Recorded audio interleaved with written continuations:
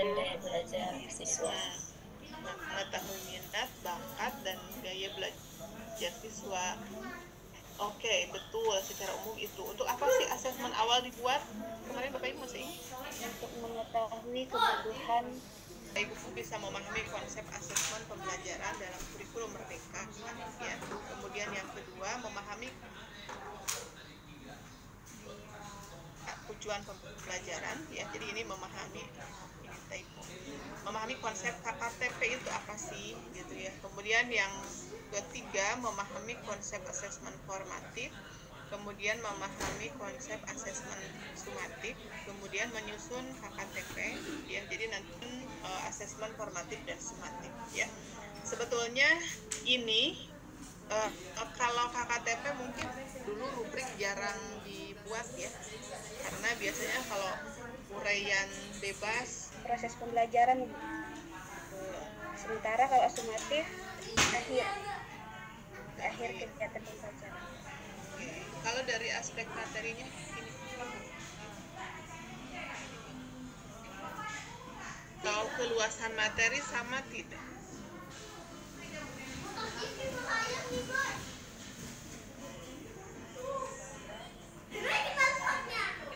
Dari keluasan materi, masih ingat keluasan materi?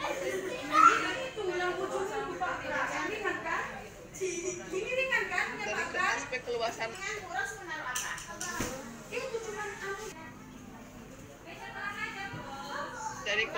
materi. Coba ya Bu, kalau salah minta maaf. Kalau menurut saya, kalau formatif ini mungkin yang diujikan di sini soalnya per materi. Kalau sumatif ini mungkin keseluruhan materi yang ada di pembelajaran itu. Iya, oke, ya. Jadi kalau formatif itu bagian dari materi, atau kalau sumatif itu akhir materi. Jadi setelah selesai, bisa selesai bab, ya, 2 bab, 3 bab biasanya, ya, itu untuk sumatif. Kalau formatif biasanya ada yang per bab dibagi 2 atau per sub materi. Jadi kalau cakupannya luas mana formatif dengan sumatif? Sumatif. Nah, sumatif. Kalau tingkat kedalamannya ada bedanya tidak? Sih lebih dalam formatif daripada sumatif. Ya, yang lain Bapak Ibu? Ya, oke. Mestinya tidak beda, gitu ya, karena formatif itu kan untuk mengetahui ketercapaian setelah selesai pembelajaran, gitu ya. Jadi hendaknya pembelajaran, ya. Nah, jadi dalam menyusun KKTP ini biasanya kalau Bapak Ibu menyusun skor, gitu ya, biasanya soal nomor 1 skor 30, pernah begitu ya Bapak Ibu? Soal nomor 2 15, nomor 3 35, nomor 4 15. Pokoknya nama kalau ada 5 soal totalnya 100. Biasanya gitu. Bapak Ibu? Biasanya begitu? Total 100 atau total 10? Biasanya dalam skala berapa? 100, ya. Jadi kalau ada 5 soal, udah nomor 1 20, nomor 2 20, nomor 3 20, nomor 4 20, nomor 5 20. Jadi total 100. Biasanya begitu? Atau ada yang berbagi pengalaman? Ya. Ya, itu yang digunakan untuk menentukan apakah peserta didik telah mencapai tujuan pembelajaran. Kemudian dapat dikembangkan menggunakan beberapa pendekatan, deskripsi kriteria, rubrik, dan interval nilai, ya. Ini jadi ada beberapa nanti capaian yang dapat dikembangkan, ya. Jadi untuk menyusun KKTP ini bisa dengan pendekatan deskripsi kriteria, rubrik, atau interval nilai. Nah, pendekatan dalam KKTP tadi, ya, ada 3. Yang pertama deskripsi kriteria, kemudian rubrik, dan interval nilai. Bapak Ibu nanti kita lebih banyak pada praktek, ya. Teorinya silahkan Bapak Ibu baca di modul, itu sudah lengkap sekali. Yang pertama, contoh penyusunan KKTP menggunakan kriteria. Silahkan Bapak Ibu buka soal yang kemarin yang ada TP-nya.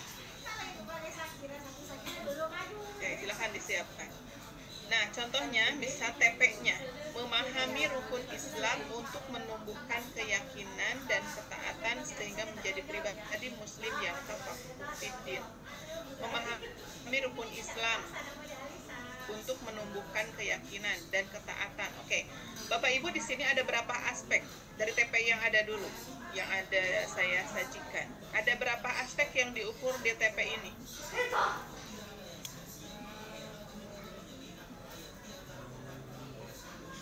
Ada berapa aspek Bapak Ibu?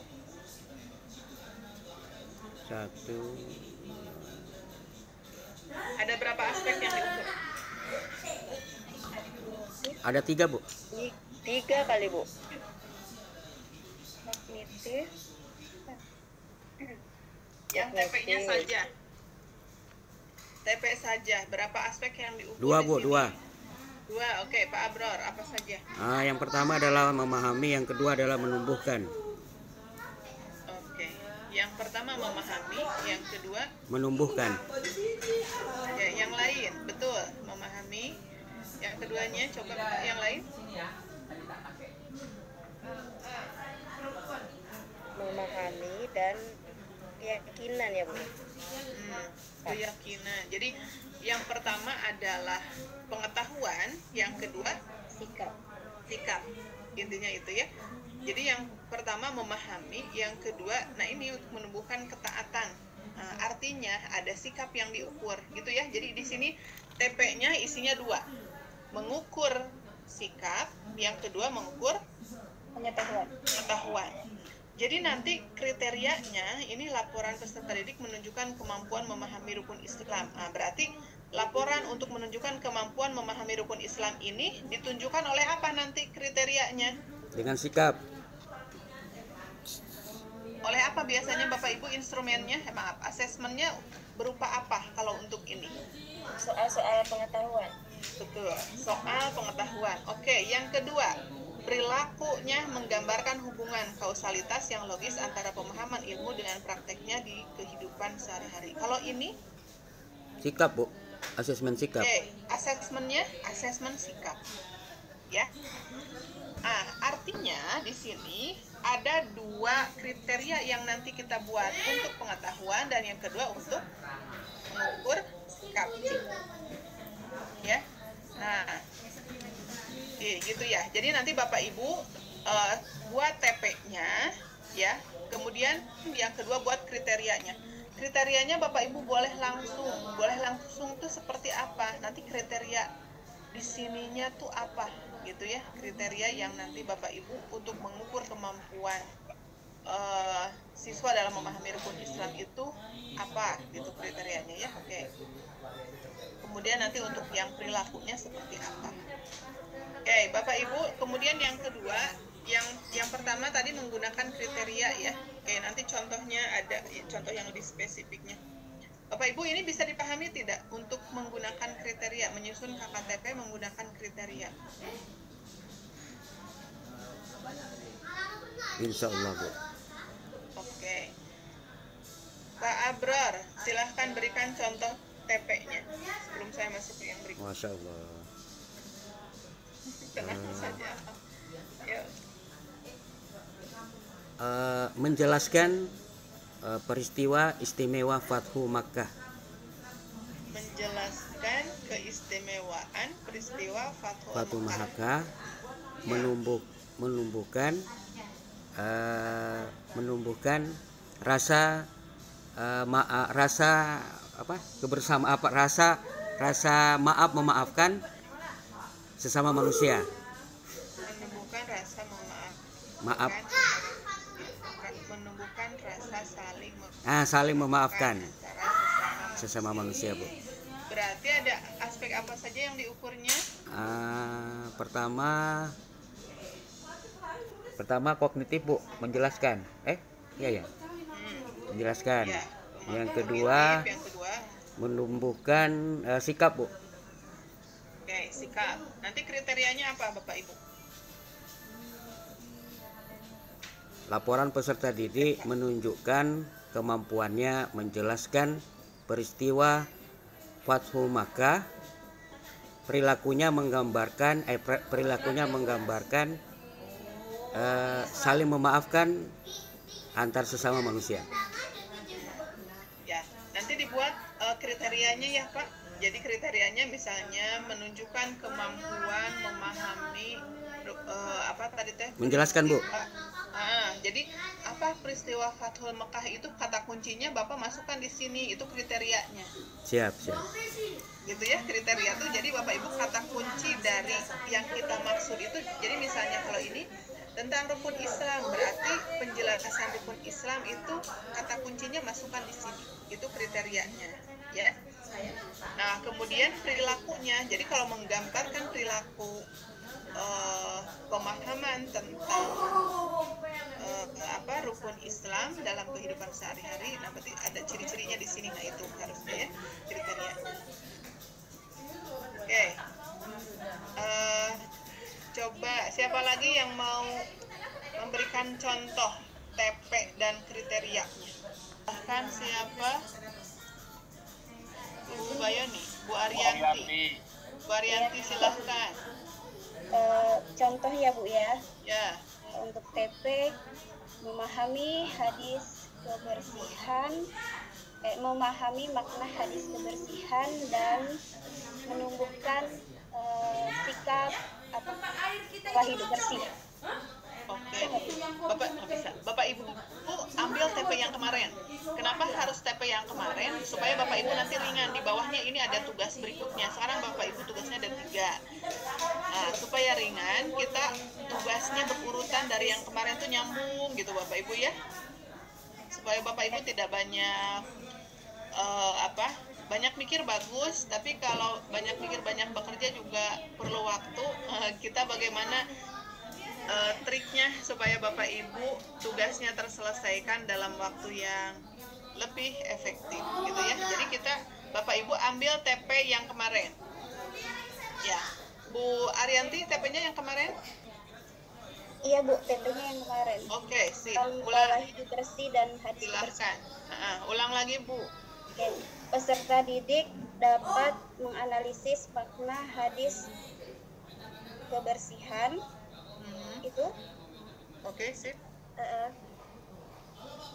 Cuma TP-nya untuk hidup bersih ini ada 2 TP sih Bu. Saya bikin yang pertama. Oke, boleh, nggak apa-apa. Itu. Satu lagi.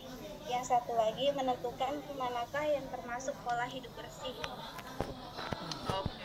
Jadi ada. Nah, boleh yang di sini untuk yang menggunakan kriteria 1 TP, nanti untuk kisi-kisi asesmen di bawah yang untuk sumatif itu bisa 2 TP. Untuk formatif cukup 1 TP. Ya. Oke. Nah, yang di sini berarti yang tadi yang pertama Bu Arianti sebutkan apa? Ini Bu, makna hadis kebersihan. Menganalisis ya. Menganalisis makna ya, menganalisis makna. Jadi di situ aspeknya pengetahuan Bu. Oke. Sip. Kriterianya apa, Bu Yanti? Laporan peserta didik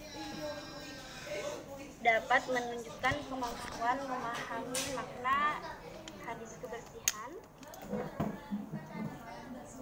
Oke, berarti di situ nanti kriterianya mampu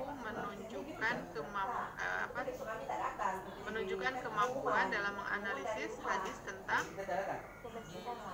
Oke, yang satu ya. Oke, jadi menunjukkan kemampuan dalam menganalisis hadis tentang kebersihan.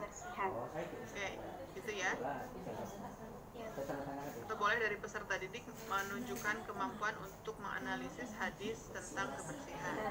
Oke, sip ya. Udah. Coba satu lagi, TP satu lagi boleh. TP 1. Oke. Boleh. Bu Aida, silahkan. TP-nya itu misalnya ini Bu ya, memahami nama-nama Rasul Allah dan Rasul Ulul Azmi. Memahami nama-nama Rasulullah dan nama-nama Ulul Azmi. Oke. Kriterianya. siswa.